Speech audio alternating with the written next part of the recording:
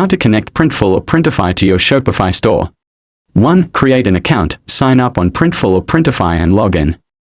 2. Install the app, go to the Shopify App Store, search for Printful or Printify and install it. 3. Connect to Shopify, open the app and follow the prompts to link it to your Shopify store. 4. Add products, select products, upload your designs, set pricing, and customize descriptions. 5. Sync and publish, push your products to Shopify so customers can view and buy them. 6. Automate fulfillment, when a customer orders, Printful or Printify handles printing, packing, and shipping.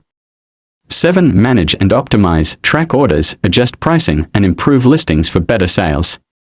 With this setup, your print-on-demand business is ready to run smoothly. And that's all for this video. I hope this helps.